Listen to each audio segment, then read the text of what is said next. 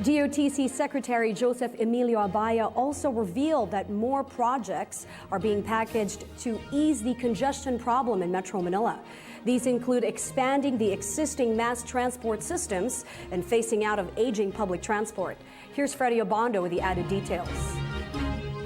A mass transport system to include the existing LRT-1 and LRT-2 due for expansion, MRT-3 to undergo an upgrade of its facilities with the acquisition of new trains, the construction of MRT-6 and 7, the North Railway System, and the 700-kilometer PNR Railway System from Manila to Bicol are just a few of the major projects packaged to address the flow of traffic in Metro Manila.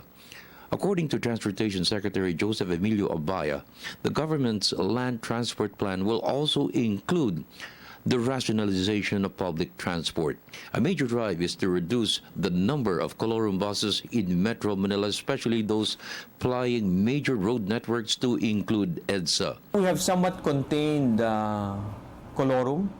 We have a joint administrative order that a violation will cost them ₱1 million in fees. So that has modified the behavior of bus companies as well. But I think they're still around, but not as prevalent as before, because previously our rules were a joke. You'd make more from running a colorum bus as compared to the penalty you'd pay. Metro Manila will have its first bus rapid transport system in 3 years. In fact, the DOTC has started the operation of bus express units. We have a BRT Metro Manila Line 1. It's recently approved by NEDA. So that will run from Quezon Memorial Circle to Quezon Boulevard to Manila City Hall. So that is the first introduction of a BRT system in Manila. Cebu BRT is ahead of Metro Manila. We are waiting for NEDA board approval for an EDSA BRT. The guys who helped us here, ADB and the consultant, are the guys who did Guangzhou, which is I think the second or third largest in the world. And they'd say if eventually the full-blown EDSA BRT will probably simulate the size of Guangzhou.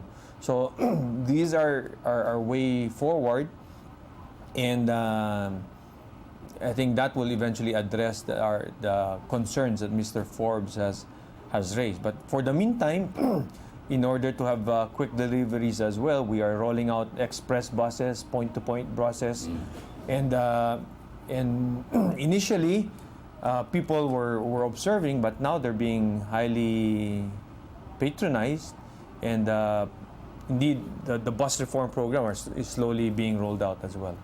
The DOTC has started the implementation of phasing out aging public transport of all kinds. They're apprehensive of a phase-out in January of 2016. But we've repeatedly told them there will be no phase-out in 2016. What we are explaining to them is that we have strictly enforced age limits on buses. They're now capped at 15 years old. In the meantime, Abaya assured jeepney drivers and operators there is no decision yet on the phase-out of the Filipino transportation icon.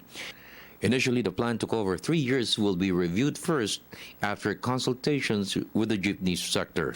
Ironically, other groups like Pasang Mazda, One Utak, are about to go to the streets for not implementing the jeepney modernization program. So they're pulling from both ends. While there are some groups saying, wag ipatupad, there's also another active and significant group saying, ipatupad na kaagad. And the jeepney modernization program is really to, more than phasing out, is really encouraging the use of cleaner technologies. You're talking about hybrid, you're talking about electric, you're talking about CNG, Jeep. So we're along that way, but we're just being careful enough to ensure that the single owner, operator, driver is well consulted and well taken care of and not left to the side. So it doesn't happen now?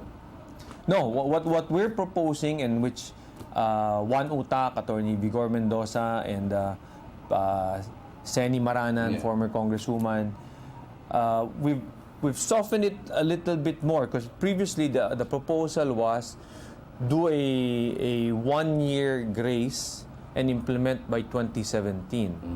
What we've done now, what we're proposing to them, but nothing has been signed, is to allow a voluntary 1 year, like starting 2016, then another 1-year grace, and the eventual implementation of a strict phase-out will happen in 2018. For the People's Television Network, this is Freddie Abando reporting.